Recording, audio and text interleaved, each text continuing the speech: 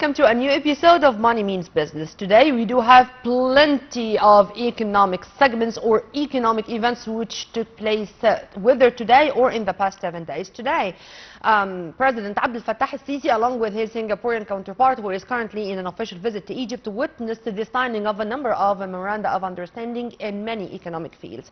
Agriculture, health, to vocational training, you name it. And this is to say that Egypt is open to more economic investment and trade cooperation in all economic domains with a number of allies or a number of friendly states. Also today, Prime Minister Dr. Mustafa Madbouli toured El Qantara.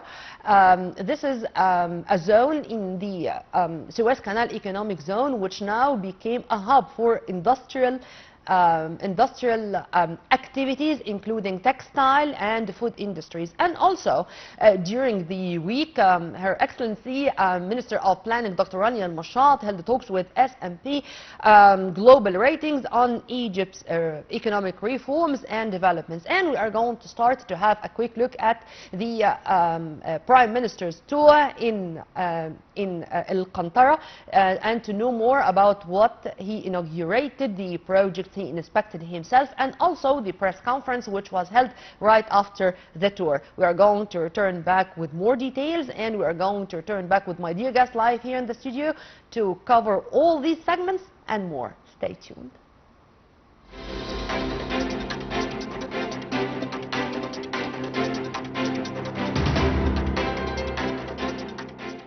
Minister of Planning, Economic Development and International Cooperation Rania Al-Mashat met with a delegation representing S&P Global Rating for talks on the country's ongoing economic reforms. The meeting was attended by senior S&P officials, including Roberto Sifon Arivalo, acting global head of the Sovereign and International Public Finance Ratings, Benjamin Young, Managing Director and Head of Sovereign Ratings for Europe, the Middle East and Africa, and Ravi Bhatia, Director of Sovereign and International Public Finance Ratings. Al-Mashat outlined the key improvements in Egypt's macroeconomic indicators and reaffirmed the government's continued commitment to structural and economic reforms aimed at consolidating the gains achieved since the reform measures introduced in March 2024. She also referred to efforts to improve the private sector and attract both local and foreign investment. She noted that Egypt recorded positive GDP growth of 4.2% during the first 9 months of fiscal year 2024-2025, compared to 2.4% in the same period the previous year. She attributed the growth to some key sectors such as non-oil manufacturing, exports, ICT and tourism, all of which benefited from the March 2024 reforms. Al-Mashat said private investment grew at an annual rate of 24.2% in Q3 of fiscal year 2024-2025, reaching 142.8 billion Egyptian pound, outpacing public investment for the third consecutive quarter and accounting for approximately 62.8% of total implemented investments, excluding inventories. She reiterated government's commitment to inclusive and sustainable development underpinned by the National Structural Reform Program, which aims to reinforce macroeconomic stability, improve the business climate, and support the transition to a green economy. Al-Mashat said Egypt has become a platform for development financing for both domestic and foreign private sector entities in cooperation with international development partners. In the same context, Minister of Finance Ahmed Kojak announced the launch of a dedicated fund to finance feasibility studies and advisory services for public-private partnership, the PPP, projects as part of broader efforts to speed up development by increasing private sector participation. The launch came during the PPP project preparation mechanism in Cairo, organized by the Ministry of Finance's Central PPP unit in cooperation with the European Bank for Reconstruction and Development, EBRD. During his speech, Minister Kojak said the initiative aims to build an enabling framework to attract private investment, enhance business confidence, and strengthen cooperation between the government and the private sector. He added that empowering the private sector to play a leading role in the national economy is a key pillar under Egypt's economic development narrative, the new 5-year economic plan launched recently. The plan targets raising the private sector's share of GDP to over 80% and supports commitments under Egypt's current extended fund facility, the EFF loan program.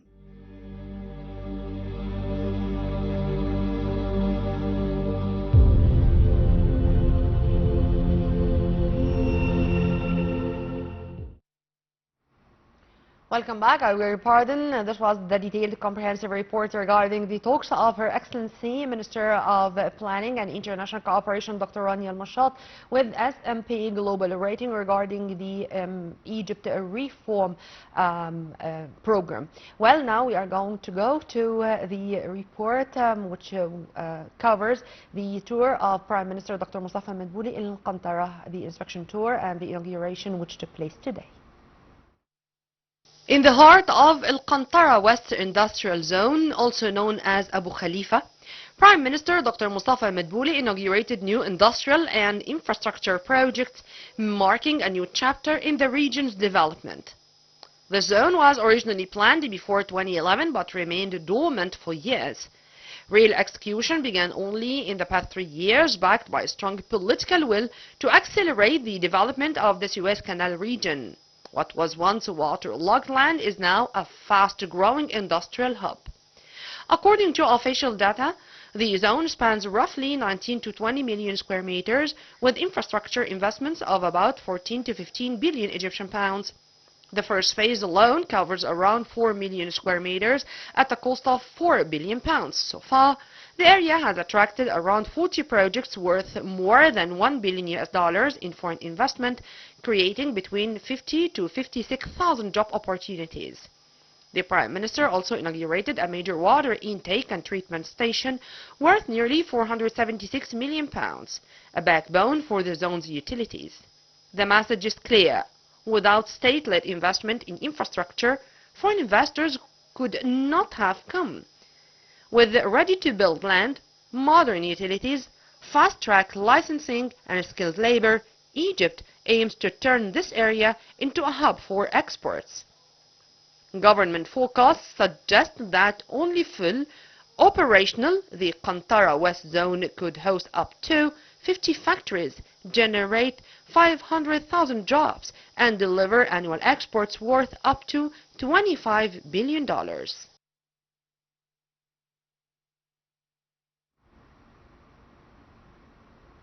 Welcome back. Let me welcome my dear guest live here in the studio, Dr. Mohamed Roshdy, our economic and banking expert. Thank you very much for being with us, sir. Thank you. Always a pleasure to have you. Invitation. And we are going to start immediately. As you see, we do have a lot to speak about. And Sure. let's first focus on the tour of Prime Minister Dr. Mustafa Madbouli in Al Qantara, and to turn this zone into an industrial hub for food industries and for textile industries. How do you see the keenness of the Egyptian government to continue with having industrial zones and to attract more foreign direct investment in this segment in specific of our economy? I mean, industrialization. Actually, when you are talking about the industrialization, it comes to the top of my mind our strategic plan that President Abdel Fattah el-Sisi is focusing on to reach our exports, actually to reach $100 billion, and from non-petroleum part, and this is, you can see easily that this is what we are implementing, and it was quite challenging. I'm recalling one of the famous quotes for one of the famous strategic planning scientists, which is called Henry Mintzberg. It is easy to plan, but it is difficult to implement. The challenge actually is in implementation. And we can see this is easy, this is challenging, this is challenge. The government is overcoming this is challenge with collaboration with private sector and capitalizing on our actually political stability, counting on bearing the fruits of the economic reforms to get more FDI, and focusing on one of the, my humble opinion, one of our competitive edge, which is the textile, in addition to the F&B, to count on it to get more FDI and to increase our exports actually, in addition to creating job opportunities. This was my coming question regarding the number which was mentioned by the Prime Minister to speak about 500,000 job opportunities. This is not a small number. I mean, 500,000 jobs meaning 500,000 homes. And to enable our youth to shoulder this responsibility and to run those projects, I think this is to say also how enabling youth is one of the most important priorities of the state. How do you see this, sir, also? Actually, I can see that we are capitalizing on our competitive edge. In my humble opinion, our competitive edge is the human resources, actually, and this is what President Abdel Fattah al-Sisi and the government is focusing on, actually, in terms of education, health, in addition to creating jobs. And this is what I'm calling it's a strategic vision to the country. And our competitive edge is to count on youth, especially we are a country, we calling the pyramid of population is actually healthy, that 60 to 70% of our population are youth. To count on them, this is quite crucial to focus on our economic development, industrial development, and to achieve what we are seeking to reach in the coming years, to return back to play our historical role in terms of the political part, in terms of the economic part, in terms of the industrial part. This is, you can see that there's a harmony between what we are thinking and what we are implementing nowadays. For that reason, Prime Minister actually, Dr. Mustafa Madbouli, going to the economic industrial zone to encourage the foreign investor to bring more FDI, counting on three important things: our industrial competitive edge in terms of the first one, the textile, F&B, food and beverage, in addition to the most crucial thing, which is the manpower, or our human resources.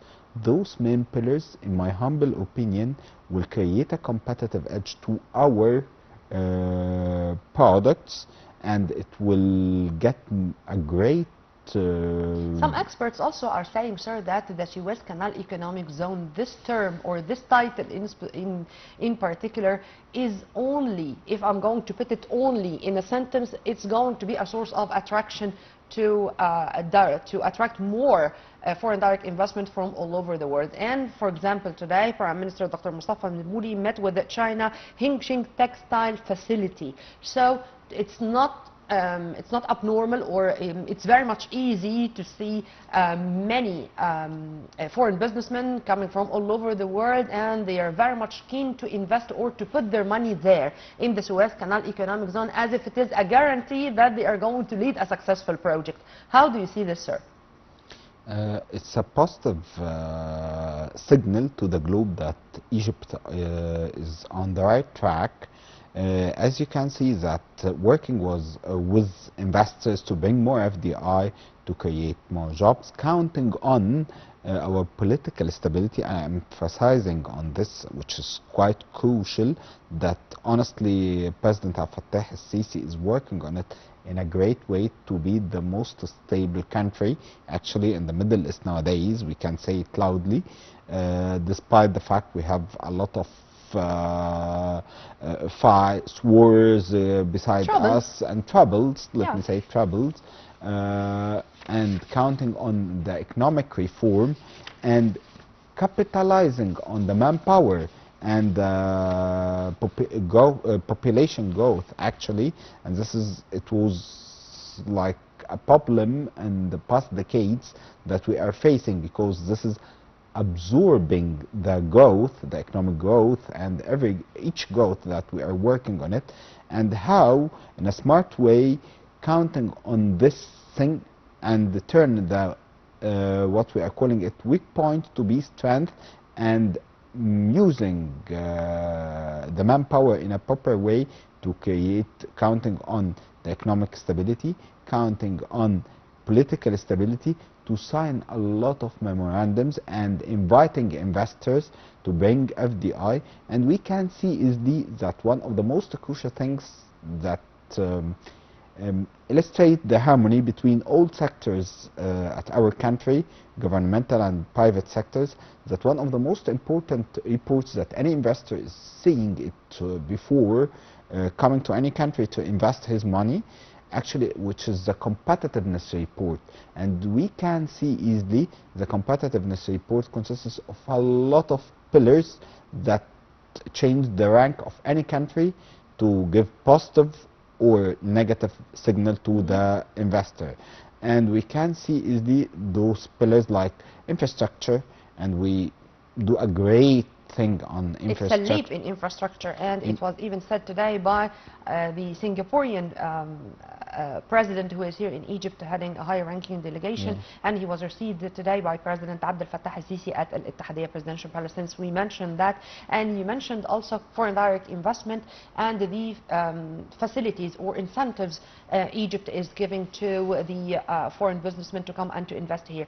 Today, President Abdel Fattah al-Sisi, along with his Singaporean counterpart, witnessed the signing of a number of memoranda of understanding in all fields, and particularly to increase the exchange of volume of trade volume, and to have a memoranda of understanding in the field of agriculture, of health, of vocational training, to make sure that our human resources or our youth are really qualified to run such projects. Sir, how do you see this as part and parcel of our foreign policy in general?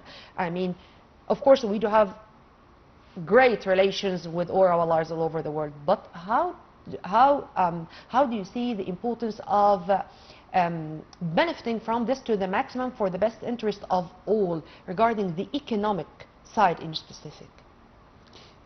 Actually, I would like to give a brief to our audience about what happened today. As far as I recall, there are 7 memo of memo of understanding between us and Singapore part, actually, in terms of education, health, in addition to the agriculture, in addition to one of the most crucial things, the manpower training, vocational, actually, and this is aligned with National Training Academy, one of the most important. Health, social protection. Yes. 10 memo of understanding. Yeah. In addition to the training, and this is aligned with our strategic initiative to have what we are calling it skilled manpower, counting on our strength on the manpower, actually, to best utilize those resources, and this is positively impact the economic reform, in addition to increasing one of the most important thing, increasing our strategic target to increase our actually imports and decrease actually to increase our exports, in addition to decrease our imports, especially from non-oil sector. And you can see this synergy between all sectors. You can see agriculture part, social solidarity, the training, vocational training, in addition to the education, a lot of things. collaborating together to achieve our strategic relationship, in addition to returning back to play our historical role, especially as far as I recall, this is the 60 years collaboration between us and 60 years of diplomatic ties between diplomatic Egypt and ties, Singapore. yeah, and this is one of the most, in my humble opinion, a smart way to increase the strategic partnership and the strategic cooperation between both countries to get what we are calling it great impact in terms of the economic part, in terms of the political part, and the changing what we are calling it culture, education, everything between both countries. And those countries are, in my humble opinion, will be what we are calling it the new era or the new economy, and Egypt, Singapore will play a great role in the coming years on the economic part, in my This humble is it, opinion. sir. How do you see Egypt being the gate to Singapore, to Africa, and vice versa? Because today, really, it was eye-catchy to look at the Singaporean president, Shan Mugar Atnam, I hope I'm pronouncing his name right, when he spoke about the infrastructure leap we had in Egypt, the development leap we had in Egypt, and the climate of investment which is ready to, or the potentials we have to receive the Singaporean companies in all domains and in all fields to invest here in Egypt. This is coming from the head of the state, the head of the Singaporean state. How do you see this, sir, from the political and economic side? In my humble opinion, it is crystal clear to all the globe that Egypt is on the right track, investing on infrastructure, investing on manpower. And what happened today, his speech highlighting the president of Singapore, highlighting on those, I would like to say it's not aggressive, but the accelerated development or the ambitious acceleration plan. We can see its results quickly nowadays happened in terms of infrastructure, in terms of getting more FDI, the training part, industrial part, and as you see that President, Prime Minister is going to the economic zone, free economic zone actually, to focus on the industrial part in addition to F&B, and at the same time President Abdel Fattah al-Sisi has a meeting with Singaporean counterpart. And by the way, yes. Prime Minister Dr. Madbouli returned back from Al-Qahira to receive the Singaporean president and to make sure that all the obstacles on the way in front of the Singaporean businessmen are going to be totally eliminated. For a lot of decades, we couldn't see this Prime Minister come from Suez Canal to the Cairo to sign a lot of things with the President, Singapore presidents, and sharing the memo of understanding between both countries, in addition to focusing on bringing more FDI at the free zone. Actually, you can see this harmony, and this was great, honestly great leadership, presidential leadership, in addition to the motivation to achieve our strategic goal, especially our SDG strategic goals, in addition to be one of the most influencing countries, returning back to play our historical role in terms of the political part, in terms of the economic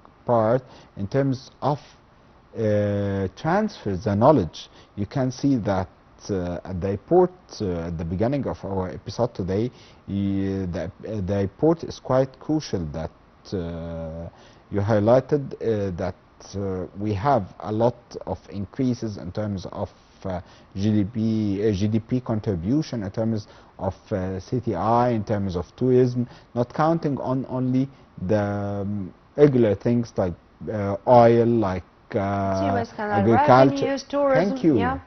This is what we are calling it, diversifying our income from a lot of aspects, different aspects, to have strong economy. And this is what we are calling it nowadays. We are bearing the fruits of the economic reform that President Abdel Fattah el-Sisi promised us to do it in a great way, honestly. And we started already in November 2016. And since you mentioned this, sir, already Her Excellency Dr. Rania al-Mashat, of course, she had these talks with S&P Global Rating on Egypt's reform, and she was also today as one of the ministers who was signing a memorandum of understanding with her counterpart in Singapore. Sir, with all my respect to Europe, and of course we do have strategic partnership with the EU, but we also do have strategic partnership with China, for example, and now with Singapore. How do you see the importance of having our Egyptian-Asian ties as on top of our priorities regarding the economic file? Because when it comes to Singapore, when it comes to China, and when it comes to their position globally on the economic front, I think we should learn a lot from their experiences, if you agree with me on that. I do agree with you because we are trying to be honest, to get the best practice globally in our country, in addition to diversifying our economic through the strategic partnership or strategic alliances in other term. And this is quite crucial because each country has what we are calling a competitive edge or fingerprint. They are the strength point. We have a great textile. We have the manpower. Singapore had other thing. China has manpower, knowledge, and we are working to get all the best practice globally to have the new republic in counting on our historical part, manpower, and our great leadership. Amen to that. And to go to the talks of Dr. Rania al-Mashat with the S&P Global Rating officials, she focused on Egypt's macroeconomic indicators and reaffirmed the government's continued commitment to structure and economic reforms. This took place last Sunday, and today, of course, the S&P officials were going to, or already saw the agreements which were signed today, meaning that what we say is what we implement on the ground. How do you see, sir, such meetings and such a memorandum of understanding signing, and of course the visit of His Highness the Spanish King to Egypt, for example, also discussing a number of files including the economic one, as messages sent to these economic international or global institutions, speaking about not only the stability of Egypt and its wonderful relations with other countries, but also with agreeing more on fostering our economic cooperation with different parts of the world?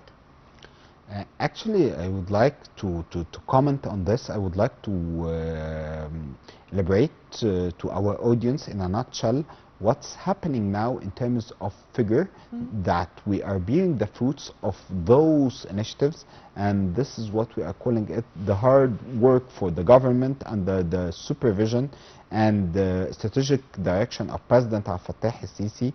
I would like in a nutshell to highlight on some figures that positively reflected, and to highlight that actually we are being the fruits of this economic reforms. Nowadays you can see easily one of the most important things, the FX rate. Can you remember actually 1 year ago what was happening? There's a great gap between the black market and the official market for foreign currency, and there's a lot of actually demand on foreign currency. Nowadays you can see that our reserve, foreign currency reserve, increased to reach almost. And there was such a problem with the customs and with goods there on the platforms on our ports. Now the case is totally different. We do not have anything which did not enter to the country because of the foreign currency issue. Yes. I would like to brief you that our CBE reserve reached to almost 40, foreign currency CBE reserve reached to 49 billion. The FX rate, for the first time you can see easily that the dollar is decreasing, the FX rate, the dollar is decreasing against the local currency. Another term that the local currency, our local currency, Egyptian pound, returning back to its value is At least doing gradually. gradually, yes. In addition to, this is one of the most important things, in addition to one of the most positive signals to the globe that our interest rate is declining. You can see at the last MPC Monetary Policy Committee meeting, as far as I recall, they deducted the interest rate by almost 2%, as far as I recall, and this is quite crucial that positively that we are on the right track, and how this is reflect on our GDP, because And on debt inflation. cost, yes, the debt cost of debt is decreasing. Actually, the cost of debt nowadays is decreasing, and this is positive will reflect on our balance of payment. And I will ensure to you, and I would like to remember this, that in the next MPC Monetary Policy Committee meeting, as far as I recall, it will be 2nd of October. I'm quite sure that the interest rate will take another decline. With ranges 2%, and I would like to recall this because we are on the right track. Now you can see that the inflation was year to date August reached almost 12%, and I believe that this month will be decreased by 2% actually. For that reason, in my humble opinion, I'm expecting that another decline in interest rate. And to elaborate for our audience what means by interest rate decline, or this is quite crucial and important, because when interest rate is high, actually what happened, all people putting their money at the banks to benefit from interest rate, and hot money come to the country, not stable fund. But when interest rate is declining, people are investing in the country and go to make projects actually, and the economic actually wheel is working probably, and the cost of that is decreasing. In addition to cost of financing project is actually decreasing.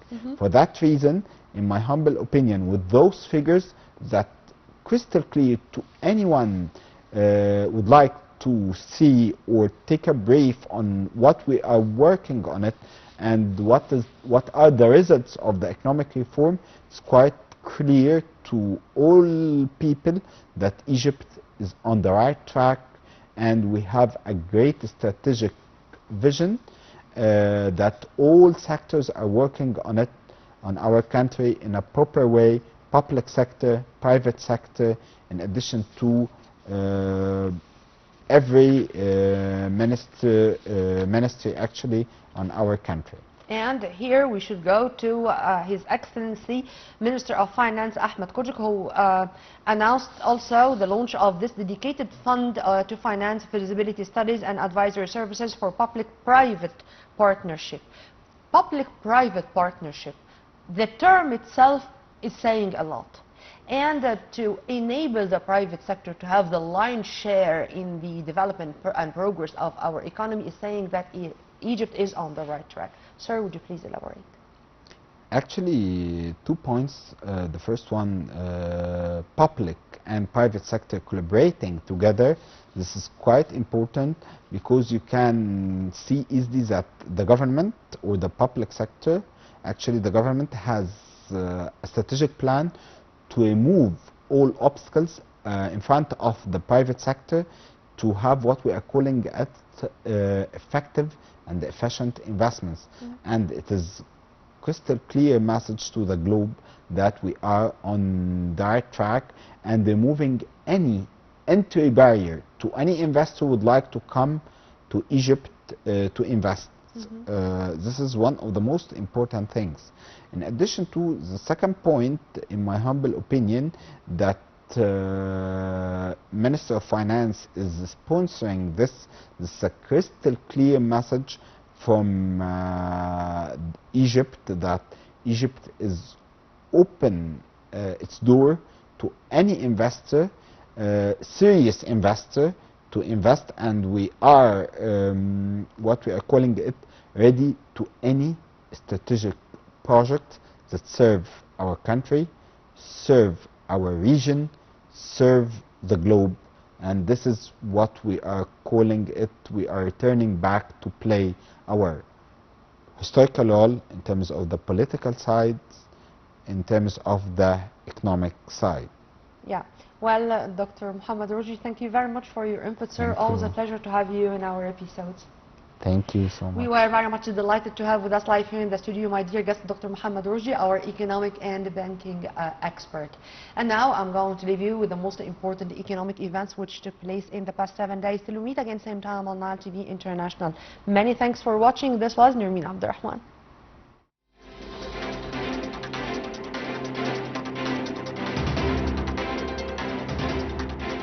Egyptian Minister of Investment and Foreign Trade Hassan al-Khatib has met with a delegation from the World Bank Group to discuss the frameworks for economic cooperation and to review the country's ongoing economic, structural and institutional reform programs. The ministry said in a statement that during the meeting, al-Khatib affirmed the importance of linking investment and trade as two fundamental pillars for enhancing economic development. He also noted the strategic role of the Sovereign Fund of Egypt in maximizing returns on state-owned assets. The minister outlined the economic vision currently being adopted by the government, which is based on clear, long-term policies aimed at achieving growth and sustainability through a balanced mix of monetary, fiscal, and trade policy reforms, stimulating investment and enhancing partnership with the private sector. According to a new study, over half of Egypt's small and medium-sized enterprises, SMEs, have adopted digital payments in the past 2 years. Around 53% of SMEs have integrated digital payments, reporting clear benefits, while 77% of SME owners believe electronic transactions will be central to their business growth.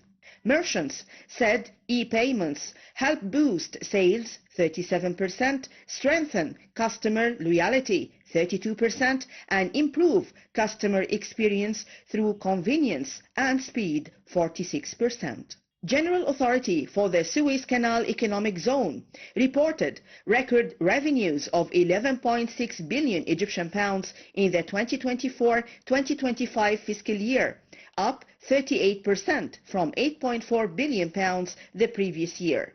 The figure exceeded budget estimates of 10.5 billion pounds. Net profit jumped 51% to 8.6 billion pounds from 5.7 billion a year earlier, nearly triple the budgeted forecast of 2.96 billion. Expenses for the year reached 2 billion pounds. Suez Canal Economic Zone said the performance underscored the resilience of its operations and adherence to governance standards despite global geopolitical challenges. Finance Minister Ahmed Kojak confirmed that the government is pressing ahead with expanding incentives for investors this year, stressing that the ministry's philosophy is founded on partnership and support. He explained that the approach is designed to ease burdens on the private sector while providing greater clarity and certainty for the investment community. Speaking at the Future of Real Estate, Challenges, Solutions and Alternative Markets Conference, Kojak revealed that he had presented 3 new incentive packages to Prime Minister Dr. Mustafa Madbouli. He emphasized that the aim of these initiatives is to save time, cost and effort for compliant investors while ensuring that the services provided reflect real economic conditions and deliver benefits to both the state and the private sector.